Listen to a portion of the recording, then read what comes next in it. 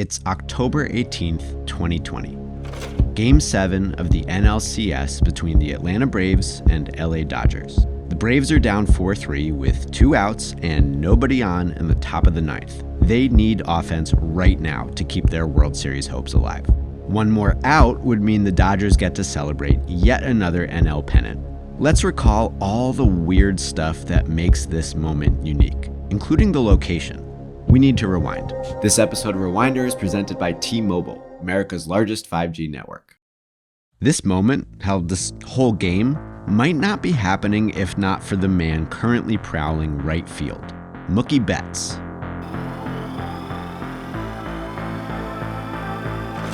Betts is the guy who broke out as 2018 AL MVP with the Boston Red Sox. He's the guy who helped the Red Sox defeat these very Dodgers in that season's World Series. And thus, he's the guy who the Red Sox decided would be too costly to keep around. Boston's heartbreaking decision to move on from Betts became the Dodgers' gain. LA traded for Mookie earlier this season, then signed him to the biggest contract extension in franchise history. Oh, and they got David Price. Just a little pitching help. These 2020 Dodgers have been an exercise in the rich getting even richer. If you want to know how rich, I will simply point at the fact that Price opted to sit out this whole season and LA still kicked ass. Betts, meanwhile, is yet another mighty bat in an already mighty lineup. But right now, all the praise goes to Mookie's Golden Glove. Atlanta could have ended this series in 5 games. But Mookie's full sprint, last-inch catch, and eventual double play snuffed a potential runaway inning. That safe call at the plate got overturned. LA came back from an early deficit, and then some, to push the series to Game 6. Atlanta could have ended this series in 6, but Mookie's play right at the wall erased another promising inning. The celebration's almost as good as the catch. LA maintained their early lead and pushed the series to Game 7. And, well, Atlanta might be leading this Game 7 if Betts didn't make his most dramatic catch yet. Atlanta's Freddie Freeman did enough for a solo homer here. This ball was headed well over the wall, and Betts seemed to lose it in the lights until he found it again. Mookie putting his stamp all over the NLCS defensively. That is a real robbery, and hey, it's still a 1-run game, so that catch is the difference right now. If you've got an eagle eye for these things, you might have noticed something else about that outfield wall Betts keeps climbing. It's not the Dodger Stadium right field wall, and not even the wall in whatever the Braves are calling their ballpark these days. A so-called Dodgers home game is taking place at Globe Life Field in Arlington, Texas. This is MLB's first postseason of the COVID pandemic, and the logistics here are worth hashing out because they're pretty wacky. So, for starters, this MLB regular season was shortened.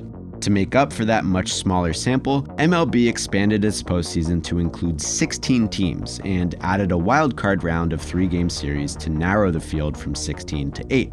Those wildcard games were all played at the home stadiums of the higher-seeded team, even if it didn't always feel like home. All the games since then have been played at neutral sites, bubbles, kind of like the NBA.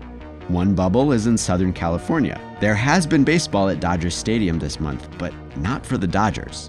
While the American League playoff rounds took place in LA and San Diego, our National League teams have been parked in the state of Texas, which is particularly odd because in one NLDS, the Dodgers beat the Padres 3-0. So that first ever playoff matchup between the teams from LA and San Diego happened in Arlington, Texas, all while American League teams played in LA and San Diego, and one of those AL teams is from Texas. It's all very confusing, but you do what you gotta do to play baseball games during a pandemic. Globe Life Field, where the Dodgers have been planted for over 2 weeks, is brand new. This was the Texas Rangers' first year playing here, but nobody got to come watch them play. Actually, this NLCS marks the first time fans were allowed to attend a game in this building. These seats were christened by the warm butts of Dodgers and Braves fans who made the trip. That's quite a schlep if you're coming from LA or Atlanta, but I especially get it for Braves fans. Atlantans did not expect a moment like this. Not this season, and not given their history. The Braves' last NLCS appearance was, keep rewinding, 2001, almost 20 years ago. that's not really what hurts. What hurts is that the Braves have been making postseasons throughout a lot of that drought, and well before it too. They've just crumbled upon arrival. It's been a parade of good regular season teams floundering in autumn, one indignity after another, with last season being perhaps the grimmest defeat. Atlanta came a couple innings away from eliminating the Cardinals in Game 4 of their 2019 NLDS, only to blow a late lead and lose on an extra innings walk-off. That pushed the series to a decisive Game 5, in which St. Louis rattled off a record-setting 10 runs in the first inning and never looked back. You couldn't blame a Braves fan for simply wanting to sit out the postseason this year, and it seemed for a bit like that hypothetical Braves fan might get their wish. Between injuries and COVID concerns, Atlanta's projected starting rotation was stripped bare almost from the outset. They had no choice but to elevate a gaggle of younger, less proven pitchers. But those young pitchers have been remarkably solid. Breakout ace Max Fried chief among them. Solid is all Atlanta needs from the pitching because their offense is world-class. With league MVP Freddie Freeman leading the way, the 2020 Braves led the majors in hits, RBIs, and OPS, and finished second in several other categories. Atlanta commanded the NL East, dominated that novel wildcard round, then finally won a division series, sweeping the Marlins en route to their second NLCS of this century. They went up 3-1 on the Dodgers, reaching the doorstep of their first World Series since several of tonight's starters were toddlers. I'm not going to name names, but I feel pretty sure some of you guys were not toilet trained in 1999. One of those youngsters, 23-year-old Austin Riley, squandered a chance to help put this Game 7 away earlier tonight. Back in the fourth inning, Riley hit an RBI single to put the Braves up 3-2. Blake Trinan took the mound and quickly threw a wild pitch, so Atlanta had no outs with men on second and third, the perfect opportunity to build an insurmountable lead.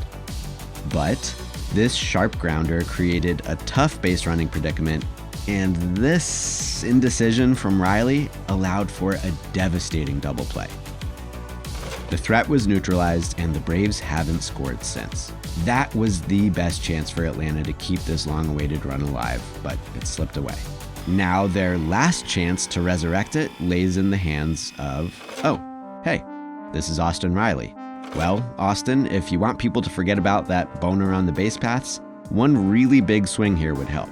That's a decent cut, and it's dead center, so Mookie Betts can't rob it, and oh, as a matter of fact, we need to talk about the guy covering center field. Cody Bellinger is the reason LA leads right now, but for that very same reason, he might not be 100% equipped to field this ball. We've talked about how adding Betts made the rich Dodgers offense even richer. Indeed, in 2020, as in 2019, LA swung some of baseball's biggest bats, right up with or even above the Braves in several major offensive categories. What makes that even more amazing is that it was kind of a down year for their slugger-in-chief. Cody Bellinger has been a hot shot since day one. 2017 Rookie of the Year, multiple All-Star selections before age 24, and MVP of the National League last season. If there has been any demerit on the young Bellinger's record, and it's a big one, it is some haunting postseason performances. He had a dreadful showing in the 2017 World Series, recording a record 17 strikeouts, including 3 in Game 7. He was NLCS MVP in 2018, not taking that away, but then he slumped so hard in that World Series that he got benched a few times, including the decisive Game 5. And last year's shocking NLDS defeat against the Nationals might have gone differently if Cody batted better than 4 of 19. And this time, playoff stink lingered into the regular season.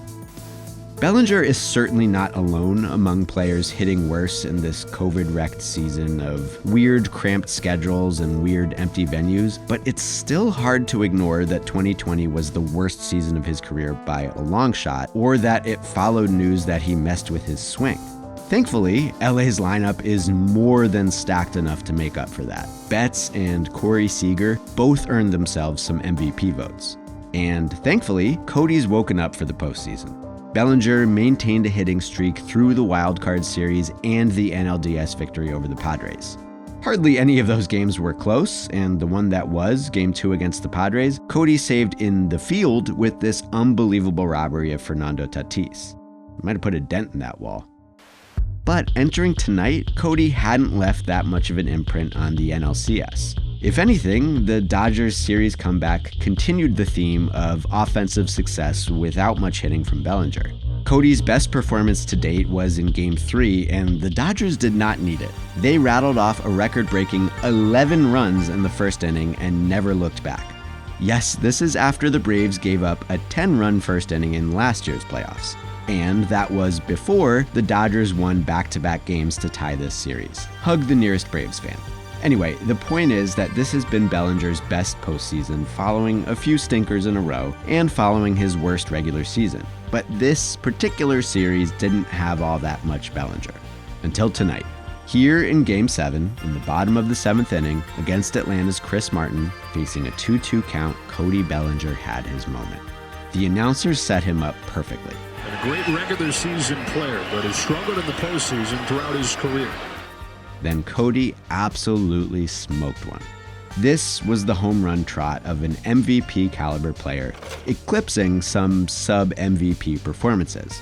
But the most important part of the celebration for our purposes happened right here. Now, it is important to note that Cody Bellinger has kind of a penchant for dislocating his shoulder. It's happened at least twice before, and he's gotten pretty good at playing after popping it back in. Well, if you know what to look for, you'd notice Cody arm bumping with teammate Enrique Hernandez, then kinda holding that arm limp for the rest of the celebration. The shoulder came out again. It's back in place for now, but it still can't feel good. This is relevant because look where the ball is heading. Austin Riley and the Braves need this ball to do something if they want to keep a miracle season alive and avoid the dreaded 3-1 collapse. Atlanta probably wouldn't be facing down that possibility if not for the repeated outfield heroics of Mookie Betts.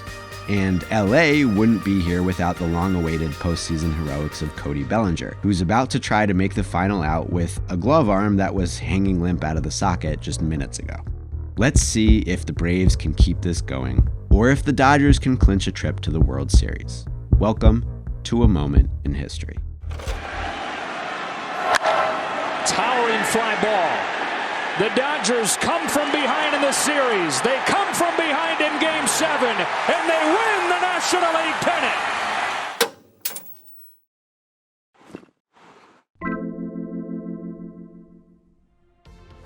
Thank you so much for watching, and thank you especially to all these people who subscribe to Secret Base's Patreon.